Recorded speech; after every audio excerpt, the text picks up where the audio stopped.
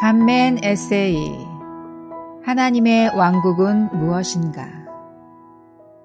아침에 읽었던 아래 말씀에서 하나님의 왕국이라는 단어가 지난 며칠 동안 제 안에서 떠나지 않았습니다.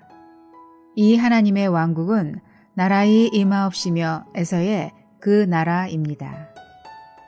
예수님께서 고난받으신 후 40일 동안 그들에게 나타나시어 하나님의 왕국에 관한 것들을 말씀하셨다. 사도행전 1장 3절. 우리가 알듯이 주 예수님은 무덤에서 부활하신 후에 바로 공개적으로 승천하시지 않고 이 땅에서 40일 동안 더 계셨습니다. 위에서 보듯이 누가는 사도행전의 서두에서 예수님께서 이 제한된 기간에 다른 것이 아니라 하나님의 왕국에 관한 말씀을 전하셨다고 썼습니다. 흥미롭게도 그는 이 책의 맨 마지막 구절도 바울이 아무런 방해도 받지 않고 아주 담대하게 하나님의 왕국을 선포했다라는 말로 마칩니다. 또한 예루살렘에서 사마리아로 복음이 확산될 때 빌립은 그곳에서 하나님의 왕국을 복음으로 전했습니다. 바울도 자신의 사역 여행에서 두루 다니며 그 왕국을 선포했고 어느 회당에서는 석 달 동안 하나님의 왕국에 관하여 변론하고 설득하면서 담대하게 말했습니다. 이 모든 말씀은 이 책을 관통하는 주제 혹은 주 예수님과 사도들의 주된 관심이 하나님의 왕국이었음을 엿보게 합니다. 그렇다면 주님이 말씀하시는 하나님의 왕국은 구체적으로 무엇을 가리키는가?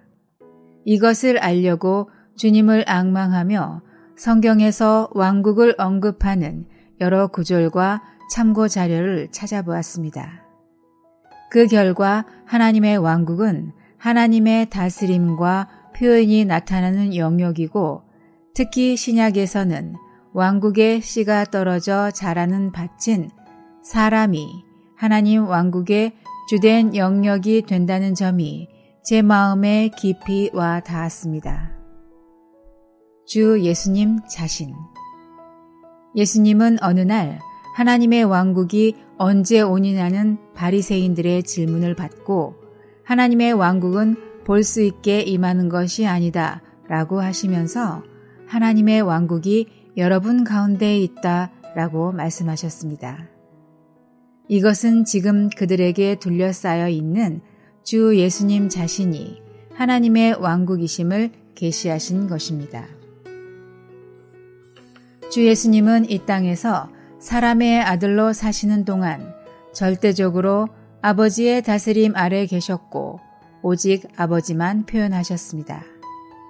즉 그분은 스스로 아무것도 할 수 없었고 자신의 뜻이 아닌 아버지의 뜻만을 구하셨습니다. 또한 아버지께서 무엇을 하시든지 아들도 그와 같이 하셨습니다. 그분은 자기 생각이 아니라 아버지께서 가르치신 대로 말씀하셨습니다. 즉 그분의 말은 그분 안에 거하시는 아버지께서 일하신 결과였습니다.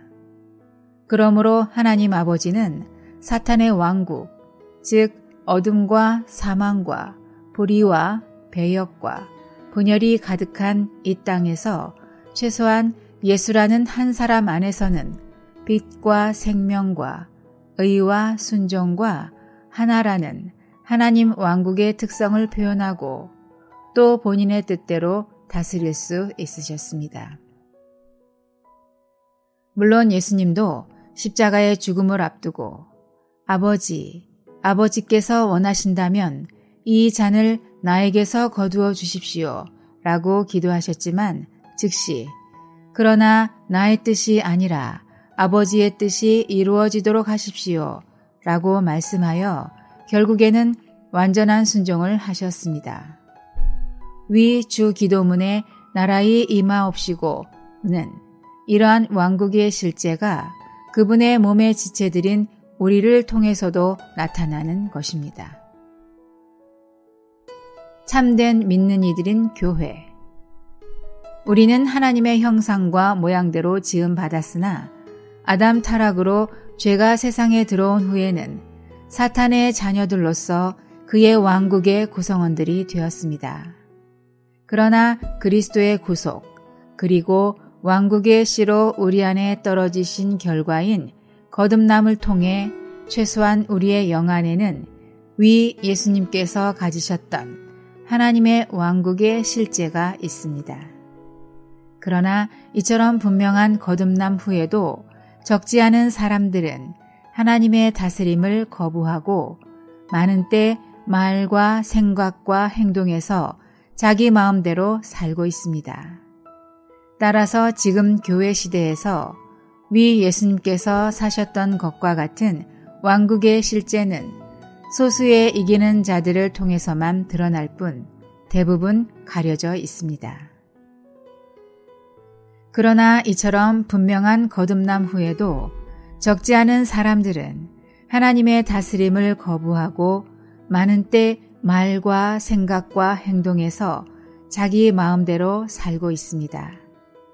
따라서 지금 교회 시대에서 위 예수님께서 사셨던 것과 같은 왕국의 실제는 소수의 이기는 자들을 통해서만 드러날 뿐 대부분 가려져 있습니다.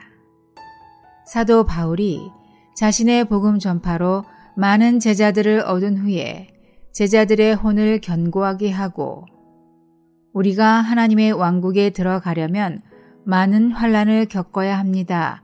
라고 말한 것은 주로 우리의 혼, 생각, 감정, 의지가 변화받는 것과 그 보상으로 주어지는 장차 있을 천년 왕국에서의 왕노릇을 염두에 둔 말입니다.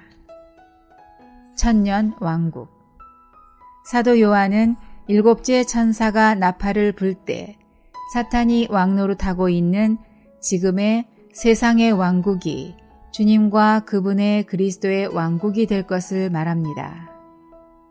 이것은 다니엘서의 큰 형상을 날아온 돌이 쳐서 산산조각낸 결과이기도 합니다.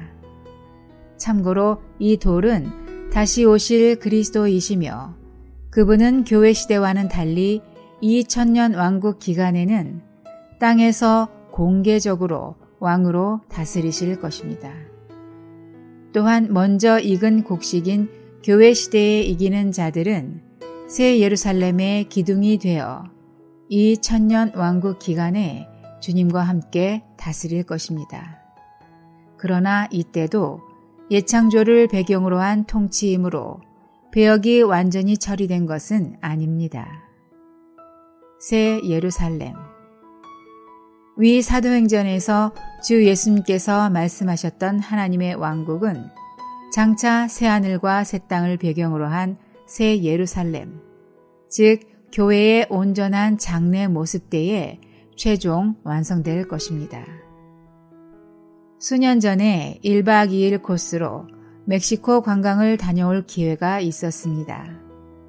차를 타고 캘리포니아 샌디에고 국경을 막 넘으면 바로 멕시코 티와나라는 곳이 나오는데 국경을 경계로 나뉘어진 두 곳은 길가 풍경이나 분위기가 완전히 달랐습니다. 하나님의 왕국과 사탄의 왕국은 더 말할 것이 없습니다. 오 주님, 계속하여 하나님의 왕국의 실제가 우리 안에서 더 증가되기를 간절히 기도합니다. 아멘.